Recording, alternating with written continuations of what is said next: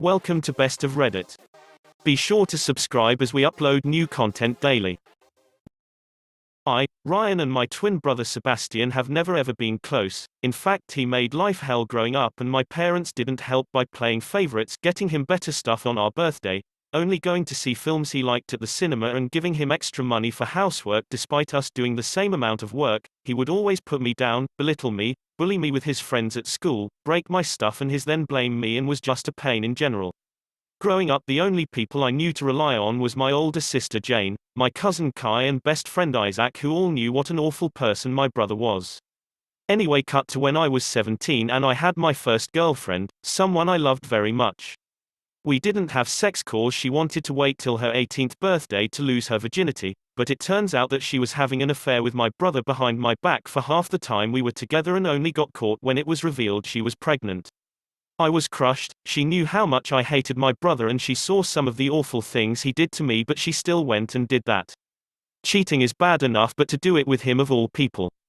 I punched him in the face and broke his nose and made him lose a tooth, but according to my parents I'm the one in the wrong, and now we have to help this girl who is carrying my brother's child and have to help support them. My brother then said he had no intention of being a father and told my girlfriend to get an abortion. She then ran out of town and I never saw her again. Don't know if she had the baby or aborted. All I know was that she was gone and my folks were still praising my brother as the golden child. I was still the black sheep and failure as usual. Another year goes past and me and my brother still despise each other, but I had started dating again. Was a long while, but I found someone. Found a boy I liked. I am bisexual and this new guy Daniel I had met at college caught my eye. He was deaf and I studied sign language out of boredom, so we got talking and things just seemed to click. We date, fall in love, bring him to my friend Isaac's party to introduce him to friends, and all feels great. At this point the only one who knew I was bi was Isaac, but one day walking into a cinema holding my boyfriend's hand I bump into my evil twin. He points, laughs and says some homophobic remarks. I tell him to go fuck himself and I go see a movie with my arm round my boyfriend. When I got home after dropping my boyfriend home I knew I'd be facing something as I walked through the front door. I saw both my parents on the sofa, my mother crying about how on earth could she have given birth to someone so disgusting. Was it too much to hope she saw the light and was talking about my brother? But nope, she was talking about me and how I'm a stain on our family's name. My father gets up to yell at me, spout homophobic remarks and slurs. At this point I see my brother up the staircase with a crap-eating grin on his face. He then comes down and says he's uncomfortable with sharing a room with a fairy, and my folks kicked me out there and then. With what little clothes and money I had I went to Isaac's house and his family took me in, where I stayed for 6 months, actually experiencing familial love and affection, and Isaac's mother and stepdad I consider my own parents now. Eventually me, Daniel and Isaac all get a 2-bedroom flat together and all is good for the time being. So cut to December last year, me and my boyfriend, now husband Daniel, are married. Isaac was my best man. My sister and cousin Kai walked me down the aisle. I have a brilliant job in graphic design, have my own house by the sea, and life has never been better. However, I got a call from my sister that my brother was in hospital. I hadn't thought about him that much over the 9-year period since I was kicked out, but being reminded of his existence brought up a lot of painful memories for me. I was told by my sister that Sebastian wanted to see me and that it was urgent, so I went to the hospital he was in and met my sister outside the front entrance. I ask her what this is all about, but she doesn't tell me, and that I need to ask my twin. So I arrive to where my brother is, who have my parents at his side, and my folks actually look happy to see me, as if what they did to me hadn't happened, and Sebastian also looked really pleased to see me. It's safe to say something was off. Eventually I ask what's going on and why was I even here, to which my brother tells the family to leave us two alone. He looks so weak, as before he used to intimidate me so much. He told me that he was dying from kidney failure and has been for the past few years, but now he didn't have long left. I knew immediately where this was going. He then said he always regretted that we never got along, at which point I told him no. He looked confused and asked what I was on about, so I simply told him I wasn't going to donate my kidney to save him.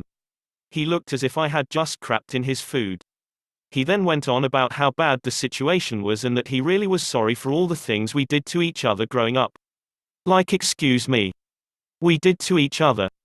I told him that I just wanted a brother growing up that cared and loved me, who wouldn't try and break me every day for 18 years. He then called in our mum and dad and told them that I wasn't going to give up my kidney, They then started to spout off that I owed them for my existence and that I have a duty to look after family. I asked them where that duty was when they kicked me out of the house, or where that duty was every time my brother gave me a black eye, or their duty was to look after their grandchild when Sebastian decided he didn't want to be a father. I said for all the things he's done, from outing me to having an affair with my girlfriend and abandoning his child, that this was the universe's and my way of finally giving back what he dished out to bite him in the ass. I then turned around and walked out of the room, having that be the last time I ever saw Sebastian again. Not sure why they'd want a fairy's kidney anyway. I walked past my sister, who gave me a look. I gave her a look back, who then in turn gave me a look that said, I understand. After leaving the hospital, I felt as if a great weight had been taken off my shoulders. I went home and never looked back, pleased with my decision. Now last week I get a call from my sister calling to inform me that Sebastian had died. She asked if I was okay, and I said I was, that I didn't really feel anything in all honesty. She said she understood to a degree, as Sebastian hadn't been all that kind to her over the years either.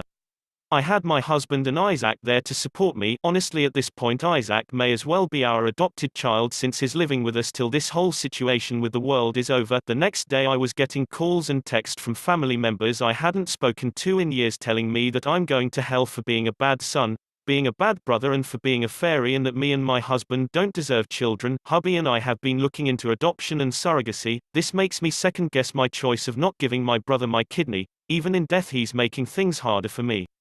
I did wonder if I was a bad person and if I made the wrong decision, but I knew that if I was in that position I would have been left for dead. Screw him. Other bits of information that may clear things up. 1. His renal failure was from living a hardcore lifestyle of drugs and alcohol. 2. My folks and sister did get themselves tested to see if they're matches, and none of them were. 3. I disowned them of being my family years ago, apart from Jane, so when I got married I took my husband's last name and hyphened it with Isaac's last name, to which his folks were very pleased about. 4. Some family, Kai's folks and my dad's brother, have actually called to see how I'm doing and say they don't judge me for what happened. Others however have continued with said abuse, whom I have now blocked. 5. If he had been a good brother throughout my life, I'd have done it without a second thought. I'd have done the same for Jane, Kai, Isaac and my husband. But I felt he didn't deserve it. 6. It's unlikely I'll ever see my parents again, and I'll make sure my children will never meet them. My revenge to them will be being a better parent than they ever were.